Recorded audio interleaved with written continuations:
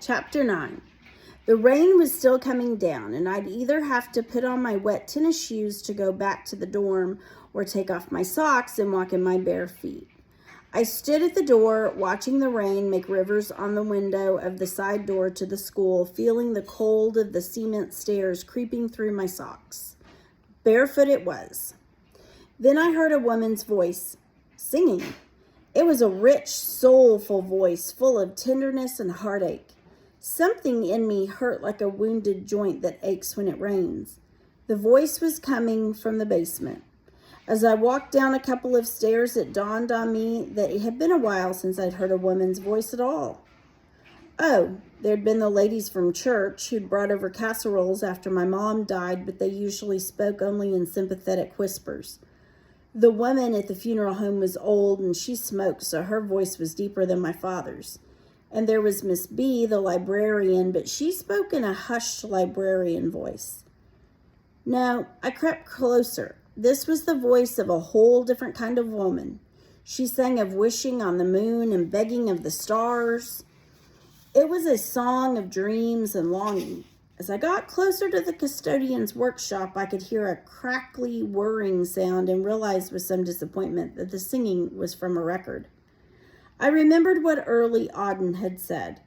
He listened to Louis Armstrong on Mondays, Frank Sinatra on Wednesdays, Glenn Miller on Fridays, and Mozart on Sundays, unless it was raining. If it's raining, it's always Billie Holiday. I had heard of Billie Holiday, the jazz and blues singer, but I'd never really listened to her sing. Her voice mixed with the music like molasses with warm butter. I stood just outside the door listening, glad I was out of the rain, when I recognized a familiar smell. Wood shavings, cut wood, split wood. I breathed in deeply. It smelled like my dad's workshop and kind of like a soapbox car.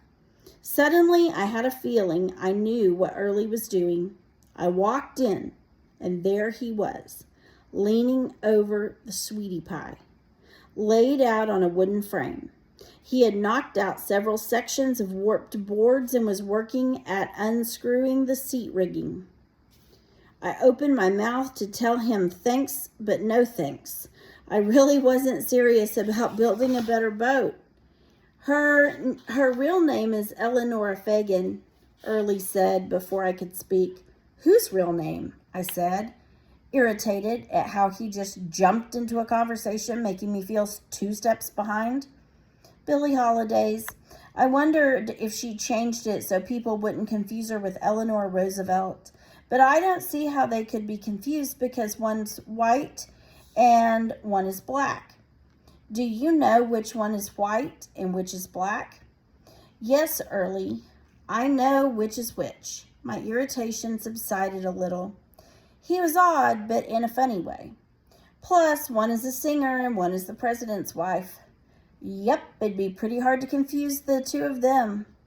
The room smelled not only of wood, but also of other shop items like kerosene glue and varnish. It was warm and homey. I picked up an oar and ran my finger along its rough paddle. That blade needs smoothing, Early said, handing me a square of sandpaper. Of course, it wouldn't be called a paddle. That would be too common and make too much sense. I began sanding. There was something reassuring about the rough splinters giving way to fresh smoothness underneath. Maybe her real name was Billie Holiday all along, but she had to earn it, just like pie. I didn't answer, not sure if I wanted to hear more about his imaginary story made up of numbers.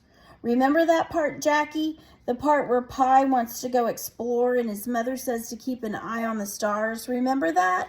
And she names the North Star after him, Polaris, remember? Yeah, I remember, I said, still standing, but he hadn't earned his name yet. Right, so you want to hear what happened next? No, that mathematician Mr. Blaine knows of, Dr. Stanton.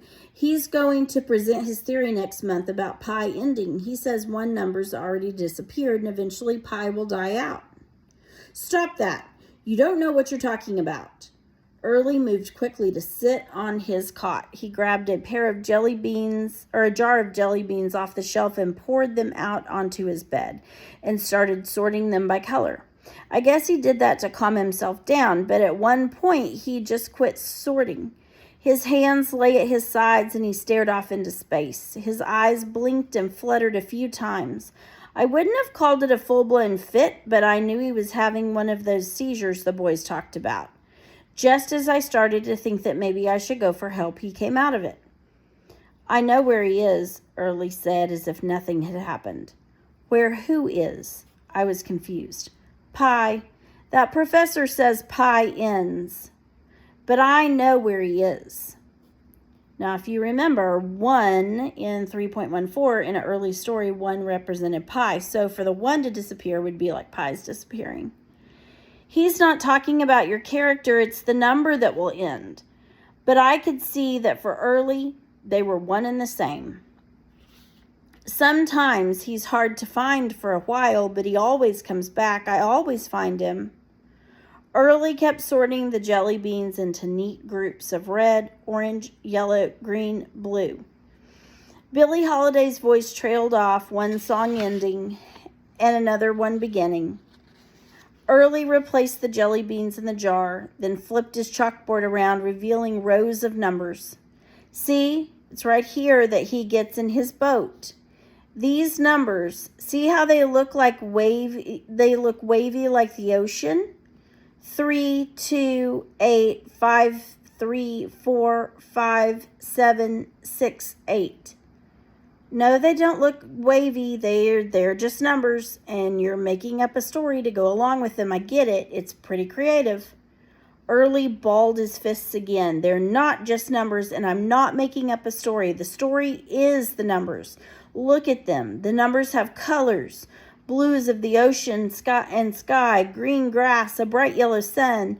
The numbers have textures and landscape, mountains and waves and sand and storms and words about Pi and his journey. The numbers tell a story, and you don't deserve to hear it. Early moved the record player needle, cutting off Billie Holiday in the middle of a heartfelt song. He set it back down on the crackling, empty space and sat on his cot with his back to me. I stared at his back for a minute. He was right. Probably didn't deserve to hear it. But I didn't want to go back to the dorm, and the lonely sound of the record crackling in the empty space made my heart ache as if it had been rowing hard for a long time.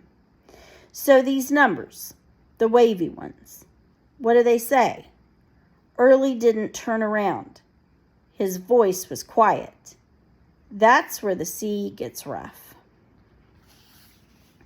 Student of the ocean. This is part of Early's story.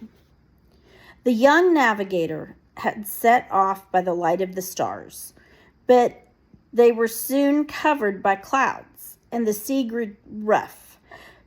Pi had lived his entire life next to the sea, and he knew it well. He knew its moods and whims, its tides and swells, the sound of its playful splash and spray lapping at the sandy shore, as well as that of its waves crashing against the rocks. The salt and brine had worked their way into every pore of his skin. He knew the sea, or so he thought. But as his voyage began, Pi realized he knew only what the ocean had let him know, what it had deemed necessary for him to know. But now that the ocean had allowed him in, it enveloped him with the fury and passion of a master teacher. And Pi had much to learn. The sea tossed him to and fro, making him cling to his little boat while he retched and heaved and shivered, until finally the sea dashed Pi's boat against jagged rocks and spit him out on the shore on a distant land.